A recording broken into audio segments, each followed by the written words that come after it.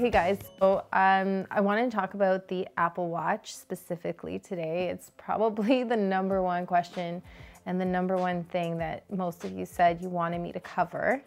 I've been trying to figure out what the best way to sort of give you guys information, like what the best way would be to do this. And the truth is that like the Apple Watch does so many different things that it'd be really hard to cover them all. So I'm going to try and narrow things down, and I'm just going to focus on the Apple Watch in terms of the things that I find the most useful, and especially when it comes to fitness. So from a fitness perspective, the Apple Watch has done nothing but amazing things for me because it's literally gotten me to move. It's given me the information and the tools that I need to sort of be aware of what I'm doing, how many calories I'm burning in a day, etc.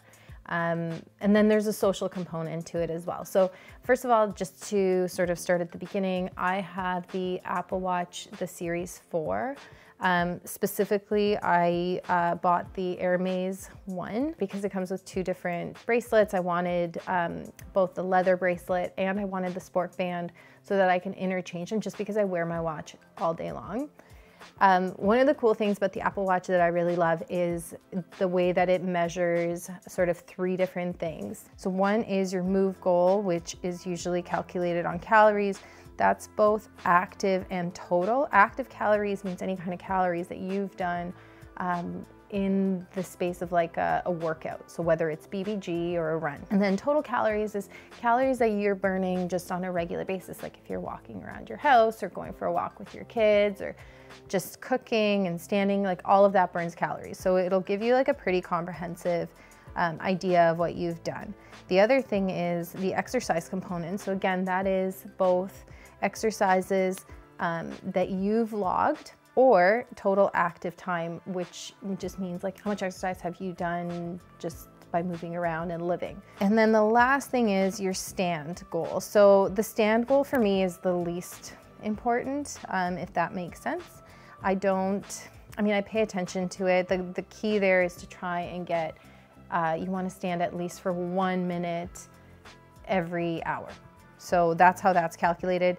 When it says 11 out of 12 hours, it doesn't mean that I stood around for 12 hours.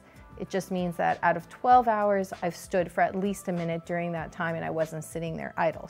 So I'm obsessed with these 3 rings and closing them out.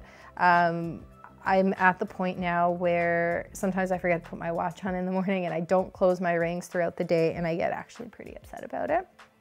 And part of that is because I get to share that with my friends. So anytime they finish a workout, my watch will buzz and it'll actually show me like, Sasha finished her workout today. And if it's a day where I haven't gotten my workout in, usually I feel that much more inclined to like go out and get my BBG done or go for that 30-minute run that maybe I wasn't gonna do or I was gonna put it off. One thing I wanted to mention quickly before I move on is just in terms of security. Apple is top in terms of protecting consumer data. So that's not something that you need to worry about. Like everything is encrypted and it's super, super safe. So in terms of exercise, everything I do right now is like through Apple. So obviously I do Sweat and I do BBG, and that is an app that is on the phone. You can also run it through the Apple Watch.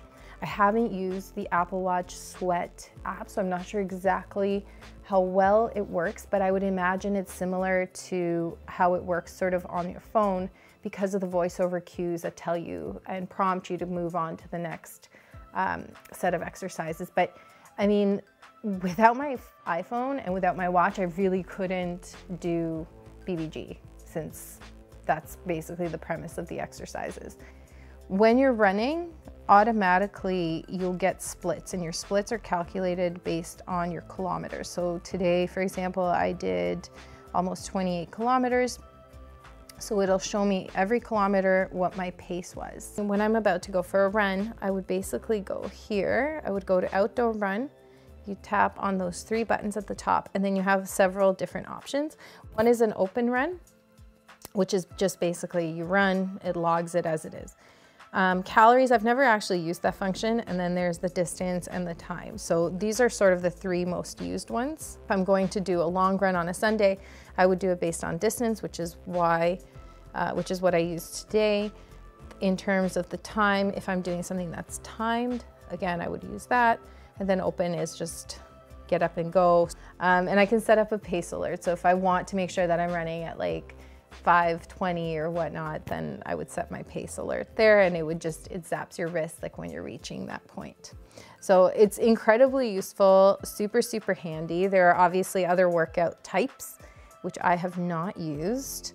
I did use other open goal when I shoveled snow, but you can do outdoor cycle, indoor walk, indoor run, which will measure. Like, I know that some of those other watches, like for example, Garmin, I used to have one of those years ago.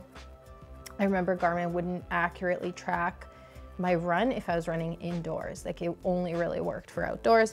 Well, the Apple Watch does, so that's pretty cool. One thing that the Apple Watch for runners like doesn't do is it won't split intervals. So if you're doing an interval run like that you were given by your coach or whatever, if you're doing it at the track, it will not, you cannot preset your workout. So you can't go online and set it up and then upload it there. I know that that's been a common question by a lot of you. It's also been a question of mine. And I've actually reached out to the Apple team to find out more information about it. Now I'm really hoping that they're gonna release that functionality in the future.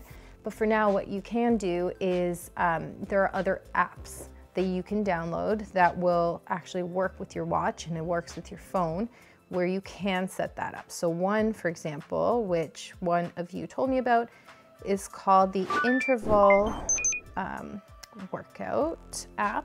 For example, I'll show you, I had this 27-kilometer interval run set up. This ended up changing, so I didn't actually run this workout, but this is how you can set it up. You can set up each interval at the pace you want it at. You can give it a name, kilometers. It can be based on kilometers or it can be based on time.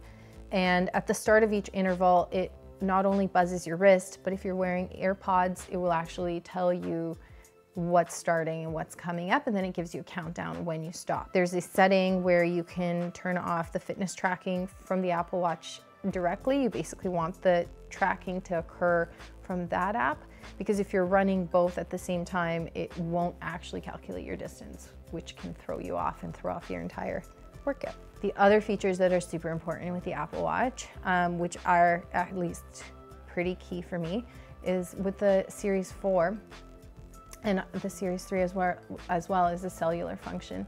I don't like to run with my cell phone on me, but I need cell phone functionality, obviously, for safety. If something happens to me, I need to call 911.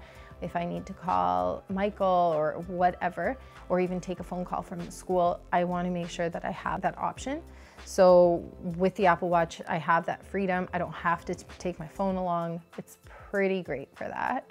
And it automatically calculates everything. It automatically sends me messages. It's like a little helper all day long, basically. So it's given me a lot of really cool things. I am obsessed with my watch. You guys know that.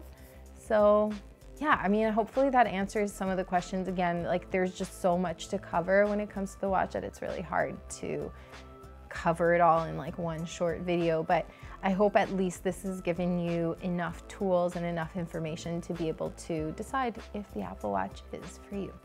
I personally highly recommend it. Thanks you guys so much for watching. Remember to subscribe. Bye.